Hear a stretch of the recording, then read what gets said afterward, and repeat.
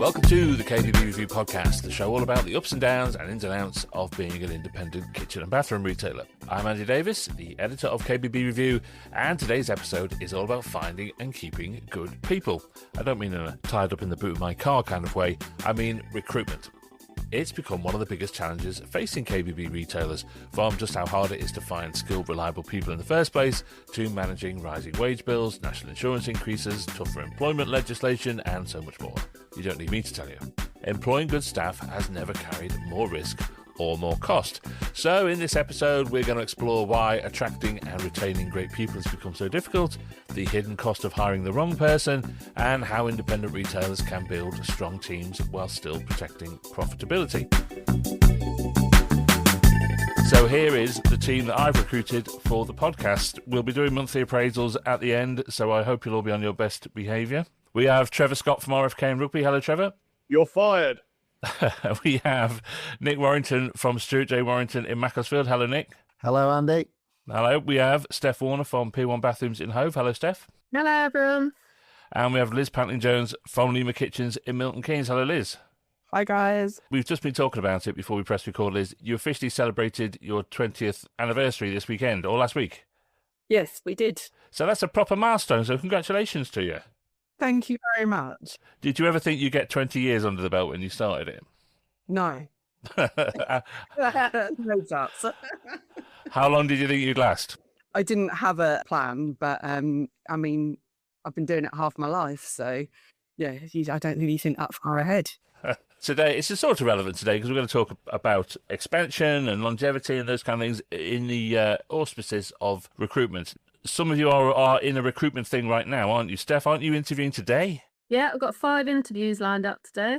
I've got a sales designer role we're recruiting for, so yeah, it's going to be a busy day. So that's your entire day taken up there, isn't it? Very carefully, Liz, very, very carefully, tell us why you're recruiting. So we had our project manager leave last year and we were looking at expanding, so we took on 2 individuals. It turned out that they just weren't a suitable fit for the role and couldn't deal with the expansion, so we had to not pass probationary for both of them. So we are back out looking.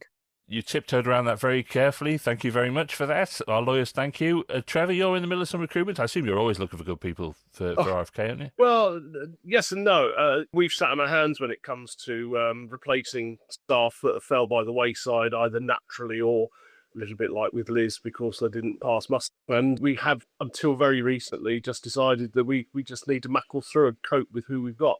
We just put a tremendous strain on Tom because he's back selling. He really shouldn't be managing and directing the business. So yeah, we are actively looking for a new sales designer, principally being driven by a retirement. One of the ladies that's worked for us for Daily opened the Warwick showroom finally decided it's time to call it quits and enjoy her retirement. So Nick, you have recently recruited.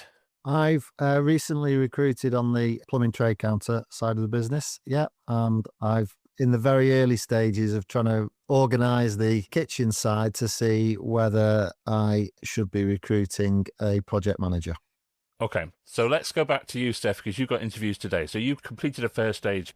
Talk to me about how easy or difficult it is just to find good people in the first place. You've got 5 lined up today. What kind of hurdles have you had to jump to get to that point? AI written CVs. So every CV that gets sent through is similar to the next. And yeah, that makes it quite difficult to whittle it down. We haven't had many applicants with, actual real experience in the industry. And they're all coming from different sectors with relevant skills. But I think it's really hard to find, if you're looking for somebody with that pre-existing experience, it's very difficult. So really I'm looking at the transferable skills and the soft skills that we can then do the training with. But it's been tricky. It's also where you kind of go to recruit from. Ideally, you're going to be kind of doing it through things like LinkedIn and through industry specific channels, but it's quite hard to find those. And yeah, getting it out there is quite difficult, I found. So how have you done it? We've done it through our social media, through LinkedIn, through our website, and then through some more generic channels like Indeed. But if you go for that, then you get so much come through that you're spending a lot of time kind of screening. And word of mouth, I think, is the best way to do it via reps and things. That in my past experience, that's actually how we've recruited our best people. But obviously it's not reliable. It's a bit lucky if you manage to do it like that. So it's been tricky trying to get a shortlist. I'm quite interested to see what happens today and who we've actually got. Well, we'll find out next week. Yeah. But Liz, how about you? Is it a process that you just think, oh God, I've got to go and try and find someone to work here again? Because the actual process itself is just so difficult and time consuming. Yeah, definitely. It's part of the reason why the person we let go of last remained so long, because it is just such a time consuming process. You're also picking up more work. And as Trevor's said about Tom, I'm now doing marketing, design, recruitment, and it's just the hours and the energy that is sucked out. And when you're going through AI CV after AI CV, and then you're getting people who haven't read the job description, the amount of people, it is less now, but you get a lot of kitchen porters or chefs that apply because they see the word kitchen, or someone who is looking for relocation or insists that they can do it remotely. And just kind of having to go through that is really, really frustrating, time consuming energy. And it's something that we don't want to do. We want to take people on and keep them as part of our business. Yeah. Is it hard, Trev? You're a local business, effectively. You have local showrooms. So you want local people, but you have to go through this global search for people. What you want is almost to go back to putting a sign in the window. Well, I don't think we go to those extremes somehow.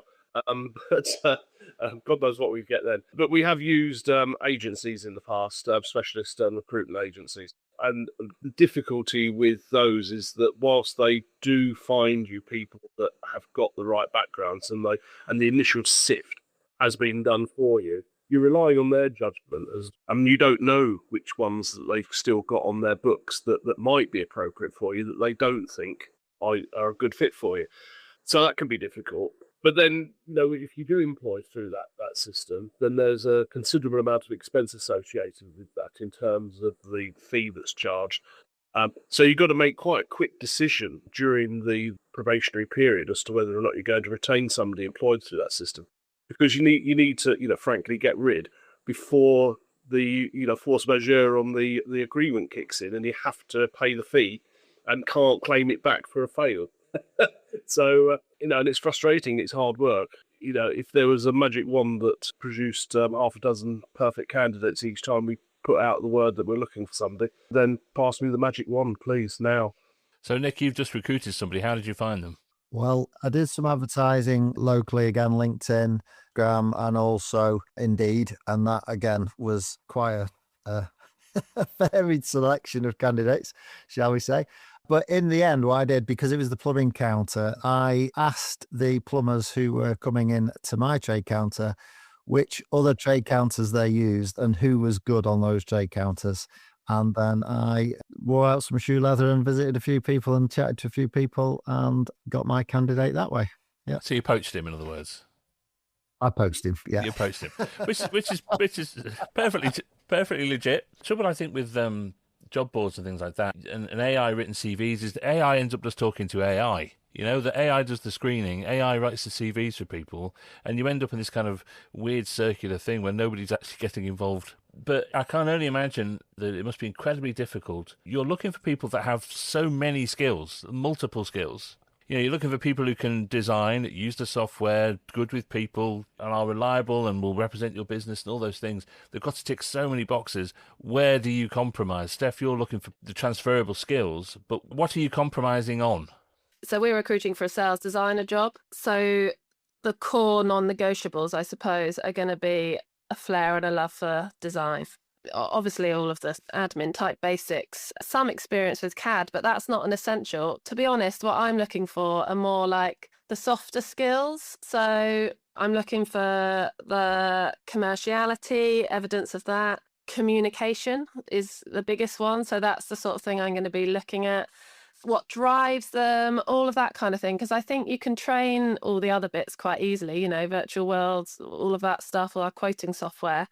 It's more about how they're going to fit in with the team and the attitude, the team culture, especially when you've got a small team. You really need to try and find the right personality to fit with that team, I think. So that's kind of what yeah, I wouldn't compromise on that side of things as opposed to what, real training they come with, because those things can be solved quite easily. So that love for design and that commerciality, I think, are the big core skills. And then on top of that, it's the soft skills that I'm looking at. That's interesting, Liz, isn't it? Because everything Steph has described there is the stuff that AI can't screen for. I'm summing up for you here, Steph. But you can basically teach them the skills, but you can't teach them not to be a knobhead. Exactly. Right? That's basically what we're saying, isn't it? AI can't screen for knobheads. Not yet. Not yet. Not yet. Not. So where's your focus on, Liz, when you come to these things? The ideal person, you have to assume, isn't going to walk through the showroom door. So where are your flexible bits? So we go into every interview thinking about how we can change the team. So we think about people's strengths, weaknesses, what they might want to do a little bit more of. And then we go into an interview saying, so we need someone to do project management. But so the two candidates that I've shortlisted, I've got one in the industry, definitely can do all of the drawings, technical details, familiar with products, have that kind of completely down, but I'm also aware they don't necessarily want to be as customer facing as we're going to need them to be. And then the other person has done events management, worked for Michelin star restaurants, is used to handling pressure, difficult conversations, high expectations, but zero experience. And we need someone who can pick up on a lot of technical detail. So it's about where someone else might be able to step in and offer that support, or maybe take on some of those duties and give over some of theirs. So we try to be flexible amongst the team. I found this bit of it really interesting. You're all very small businesses, really, very small teams. And so what you've got to, when you're recruiting somebody, you're almost like getting another member of the family in. It's like the girlfriend or the boyfriend of somebody, and they've got to join the family. It's a really hard thing to evaluate, Nick, isn't it? How do you know if they're going to fit into a team of 3 or 4 people? Well, you don't always, and that's the problem. You are making a decision through a relatively short experience with that individual.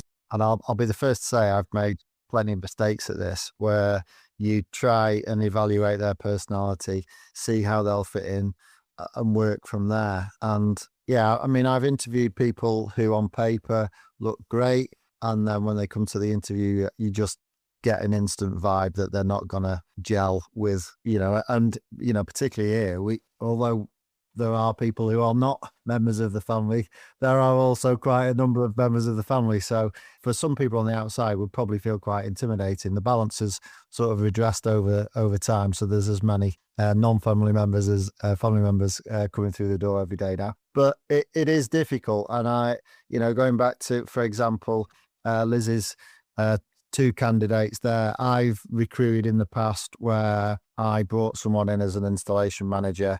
On paper, great, loads of industry experience, knew all the technical stuff. But when I put him in position, he couldn't cope with having multiple jobs on at any one time. He'd got a background of, I do this job, I move on to the next job, I move on to the next job. And as soon as you say, right, well, we're doing Mrs. Smith this week, but we've also got Mrs. Jones the next week, so you need to be doing a bit of this and a bit of that. He just couldn't cope, and I ended up micromanaging him, and it wasn't good for him and it wasn't good for me. So those are the things where even when you have those conversations, people say, yes, I know I've not done it that way before, but I can. And so you do have to sometimes take a leap of faith, and sometimes it works and sometimes it doesn't. So part of this, Trevor, is about the cost of hiring the wrong person, isn't it? Because on paper, they might pass the knobhead test, they've got all the skills you need, but if it disrupts a small team of people, then it's not just their job that's going wrong, it's everybody else's gets affected by it as well. It's such a minefield, isn't it? Yeah, no, we actually had this as an issue. It wasn't in a sales role, it was in a sales support role. And unfortunately, this particular person proved to be bad egg. And it was very disruptive for the whole of the team. It was making life very uncomfortable for everybody who was associated with that person in the business, and they just had to go. But unfortunately, they were well past 6 months at that point, so we had to go through the whole process, and it was awkward, and it's not something I particularly like doing, but sometimes it has to be done, and that was very much the case then. And everybody, it was like a sigh of relief through the whole building when this person walked through the door and never to return. Similarly, though, you employ people who are good at certain things, and it's a little bit like Nick was just saying there. They could be quite a good salesperson, they could be quite a good designer, they could be quite a good administrator of their work, but actually finding somebody who's good at doing all three of those things is hugely difficult. And you find that it ends up being a bit of a compromise. They're quite good salespeople, they're quite good designers, and they're quite good administrators, and that makes them a fairly round person. And they're not a knobhead. And they're not a knobhead, yeah.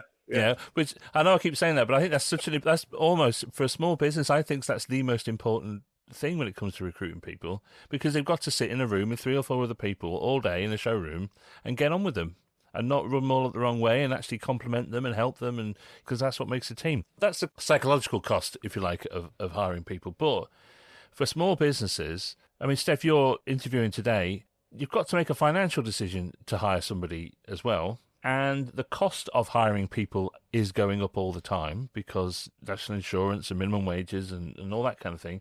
And there's lots of sort of rules, quite correctly, to protect people in their jobs. But for the employer, that can be a bit of a minefield as well. So is that part of the train of thought to go, look, I'm going to pay them this, but overall it's going to cost me that.